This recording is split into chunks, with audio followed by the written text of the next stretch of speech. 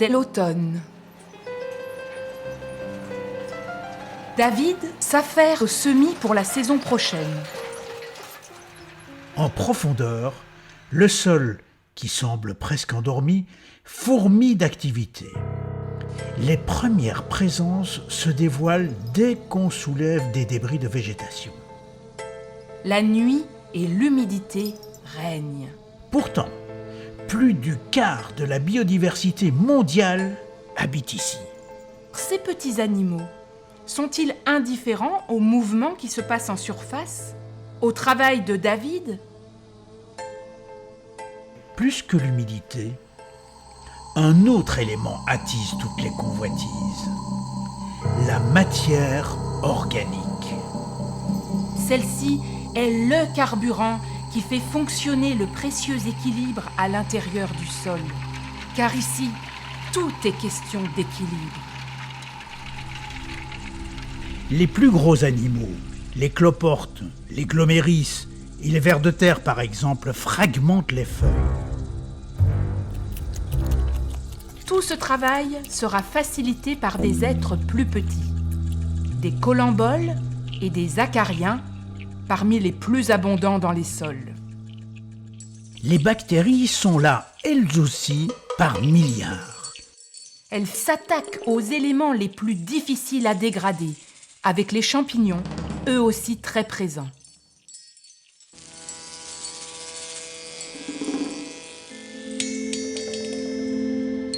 La matière organique est aussi déterminante dans la structure du sol.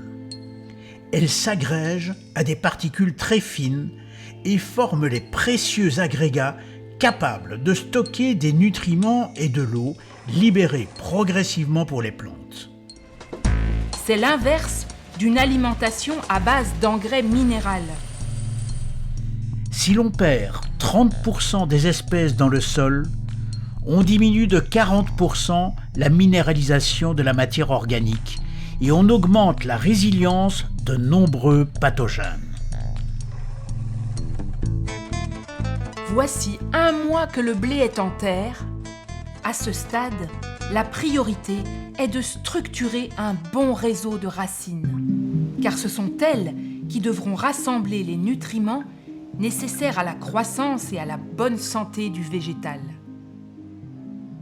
Ici, tout ce petit monde s'organise, s'autorégule, avec même d'improbables entraides entre la plante et des bactéries, des champignons ou des insectes. C'est une véritable usine à préparer des nutriments. Une communication chimique peut s'instaurer entre une racine attaquée par un parasite et de petits animaux aptes à déloger l'hôte indésirable. Pour passer l'hiver et mieux résister au froid, toutes les solutions sont bonnes. La production de molécules antigel,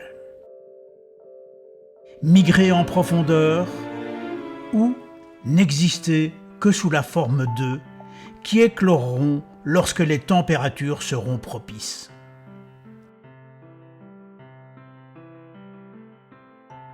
En plein hiver ou lors des canicules, cette période de vie ralentie est encore plus critique si le sol est nu, s'il n'y a pas de couche de végétaux ou de paillage qui fassent tampon. L'arrivée des beaux jours est un renouveau pour tous. Les intentions sont claires, agrandir la famille. Pour ces colamboles, si certaines parades font décoller un partenaire, d'autres sont plus soft.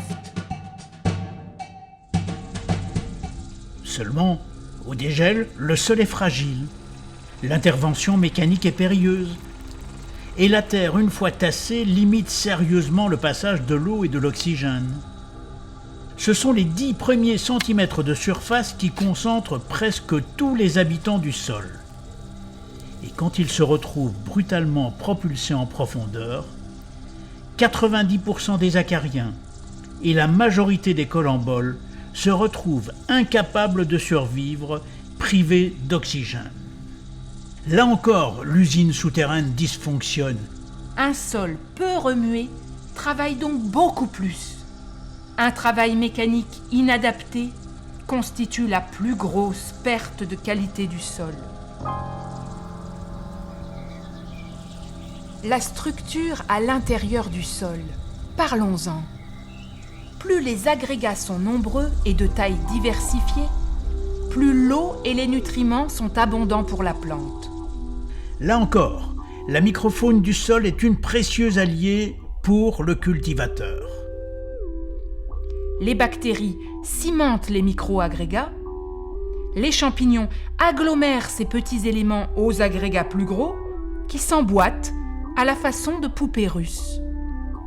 Chacun y va de sa petite crotte, de sa boulette, ou, pour les vers de terre, du transit dans leur tube digestif pour enrichir ce système. Et c'est là une base de la fertilité des sols.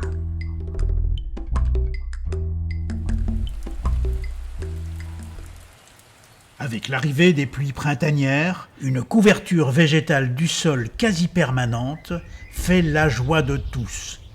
L'intense activité autour des racines n'est pas arrêtée. L'usine peut alors tourner à plein régime.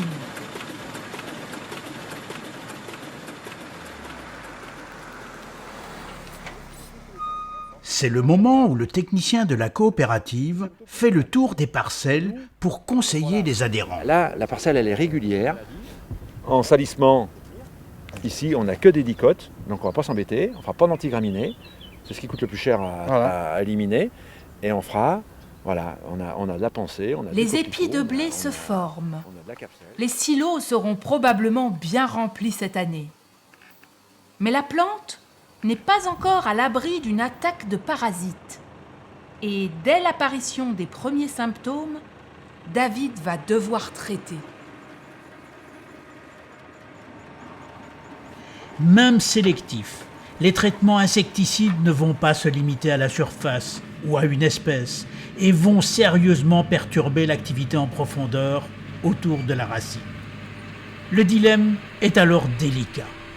Il faut limiter les apports de ces produits de synthèse. Ne doit-on pas miser sur un sol bien vivant, structuré de haut en bas et bien nourri ? Les déséquilibres biologiques seraient alors moindres et les agents pathogènes moins nombreux. Nourrir son sol de manière régulière, c'est activer un équilibre biologique qui contribue inéluctablement à la bonne santé de la culture et à celle des consommateurs. C'est un cercle vertueux. C'est aussi un investissement d'avenir. Pour les cultivateurs, l'aboutissement de tous ces efforts est d'obtenir une récolte de qualité. La demande des consommateurs évolue. Le climat change. Les sols sont menacés. Alors, ceux qui travaillent la terre s'interrogent. Face à ces évolutions, faut-il remettre en cause ou même accélérer certains changements de pratiques ? Nos sols, on y tient parce que c'est important, c'est ce qui fait vivre nos fermes, c'est l'avenir de nos exploitations. Donc, si on n'alimente pas en matière organique, eh bien, tout ce petit monde, il ne peut pas vivre, il ne peut pas travailler, quoi. Alors nous, on est céréalier pur, donc forcément on est pénalisé. Alors on a trouvé des astuces de contournement. Alors en faisant des échanges paille-fumier avec des collègues de la CUMA, voilà, on arrive à trouver des choses, bien entendu. On a des très bonnes pratiques en semi-direct parce qu'on maintient l'érosion, on n'a plus d'érosion de sol dans les terrains vallonnés. Par contre, on va employer du pesticide. Si on passe en bio, eh bien, on n'a plus de pesticides, mais on fait que gratter la terre, on a de l'érosion. Oui. Rien n'est parfait, donc il faut toujours avoir un compromis. Le gratouillage, ça nous permet d'éviter le glyphosate. Oui. Si on change un peu nos pratiques, on fait des couverts, si on s'occupe bien du sol, on voit vite revenir les vers de terre. On a peut-être pendant trop longtemps utilisé plus le sol comme un support, et là maintenant, on se rend bien compte, on n'est pas les seuls à considérer le sol comme un milieu vivant et à prendre les mesures qu'il faut pour que ça le soit de façon durable et surtout voir améliorer les choses. Donc c'est ça qui me paraît intéressant et important de voir cette évolution, cette dynamique par rapport à ça. Les exploitants agricoles sont les premiers à adapter leurs pratiques et même à en inventer de nouvelles. Cette nouvelle approche pourrait tracer la culture de demain.